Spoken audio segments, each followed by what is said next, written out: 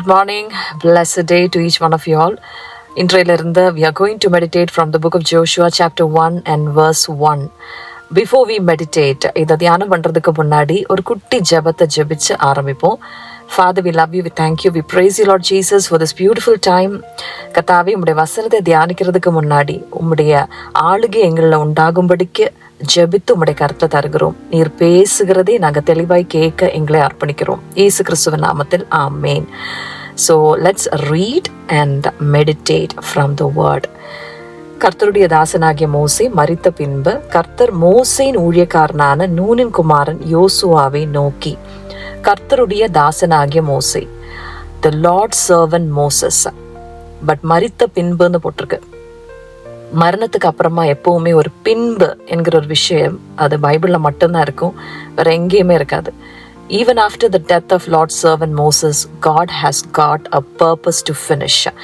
கர்த்தருக்கு ஒரு நோக்கம் திட்டம் இருந்திருக்கு. அதனால தான் கர்த்தர் மோசையோட ஃபினிஷ் பண்ணாம கர்த்தர் ஒரு ஆரம்பத்தை குறிக்கிறது மாதிரி இந்த வசனத்துல இருந்து நம்ம தெரிய வருது.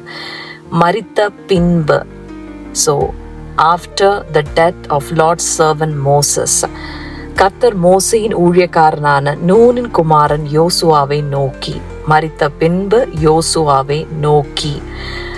இங்கிலீஷ் பைபிளில் நீங்கள் பார்த்தீங்கன்னா the Lord said to Joshua son of Nun போட்டிருக்கு. So God is speaking to Joshua. உங்களை பார்த்து தான் கர்த்தர் பேசிட்டு இருக்காரு. This is a new beginning, a new season, and God is calling you towards that new beginning, a new season. இதுக்காக நீங்க ஆயத்தப்படும்படிக்கு இந்த ஒரு சீசன், இந்த transition from Lord servant Moses to யோசுவா என்கிற அந்த நபருடைய வாழ்க்கைக்கு நேராக, அவருடைய திட்டத்துக்கு நேராக இந்த பைபிளில் ஒரு ஆரம்பம் குறிக்கிறது போலவே உங்களுடைய லைஃப்லேயும் ஒரு ஆரம்பத்துக்காக கர்த்தர் உங்களையும் அழைக்கிறாரு. So if you are ready, if you are really zealous to serve the Lord, இன்றைக்கு உங்களையே அர்ப்பணிங்க. கர்த்தர் உங்களை பெரிய காரியத்துக்கு நேராக, திட்டத்துக்கு நேராக நடத்தி செல்வார். ஜெபிப்போமா? கர்த்தாவே, இந்த பகல் வேளையில் நாங்கள் கேட்டு உங்களுடைய வார்த்தைக்கு ஒப்பு கொடுக்குறோம்.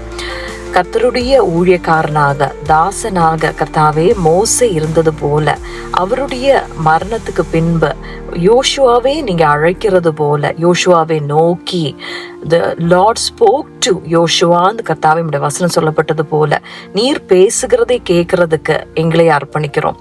கர்த்தாவே, நீர் பேசும், அடியேன் கேட்கிறேன். இயேசு கிறிஸ்துவின் நாமத்தில் ஆமேன்.